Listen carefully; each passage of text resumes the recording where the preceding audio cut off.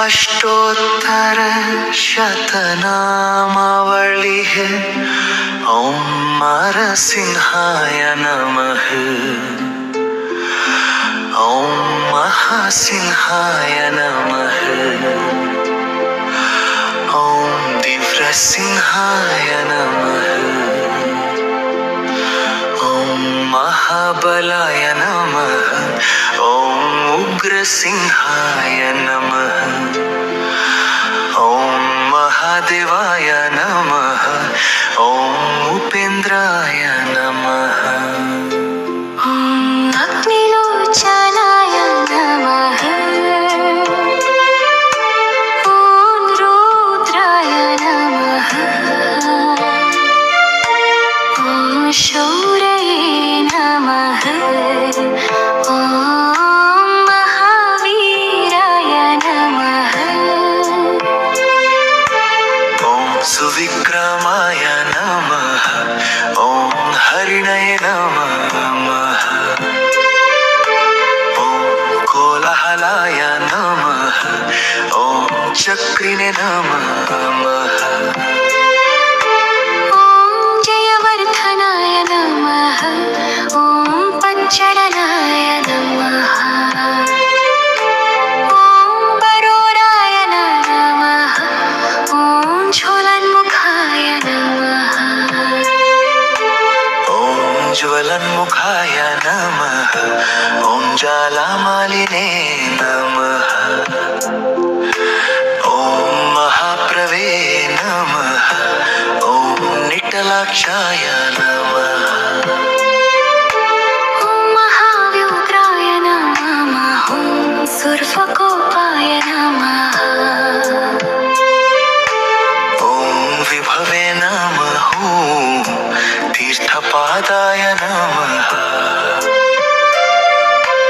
ॐ अच्युताय नमः। ॐ श्रीमते नमः। ॐ श्रीमतिने नमः। ॐ भीमाय नमः। ॐ भीमविक्रमाय नमः। ॐ सर्वज्वाय नमः। ॐ परमात्मने नमः। ॐ सर्वेश्वराय नमः। ॐ सहस्राक्षाय नमः। ॐ दुर्जयाय नमः। ॐ परमेश्वराय नमः। ॐ प्रलयाय नमः। ॐ अघोराय नमः। ॐ अधोक्षजाय नमः।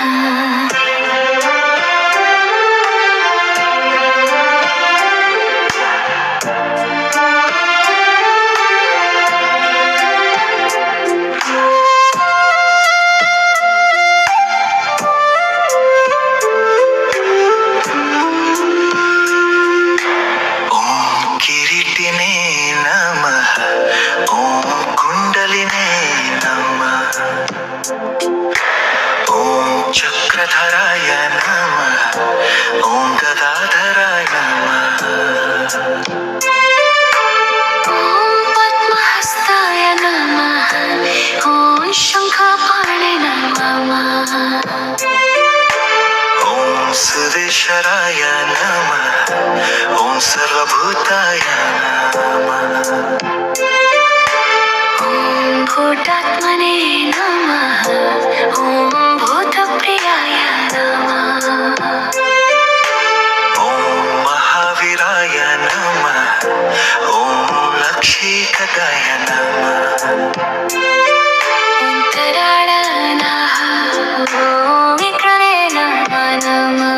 ॐ विकराळाय नमः। ॐ विश्वरूपाय नमः। ॐ विशात्मकाय नमः। ॐ विजयाय नमः। ॐ वीरभद्राय नमः। ॐ विभवे नमः। ॐ विभवेत्यै नमः। ॐ इत्थये नमः। ॐ विश्वेश्वराय नमः।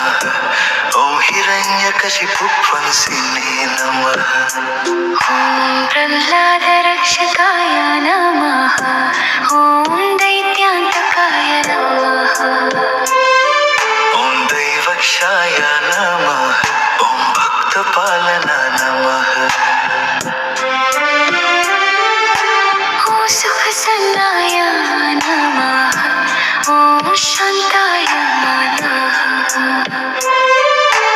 ॐ सत्याय नमः धर्मप्रतिष्ठापकाय नमः ॐ अक्षयाय नमः ॐ अव्ययाय नमः ॐ अप्रमेयाय नमः ॐ अनन्ताय नमः ॐ योगीश्वराय नमः ॐ परञ्ज्योतिषे नमः ॐ परिधामने नमः ॐ भवतारकाय नमः ॐ विक्रमाय नमः ॐ विजितात्मने नमः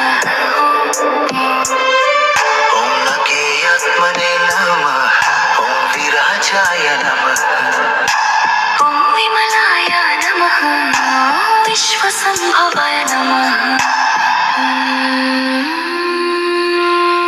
नारायणाय नमः ॐ लक्ष्मीपते नमः ॐ सर्वाधिनाथाय नमः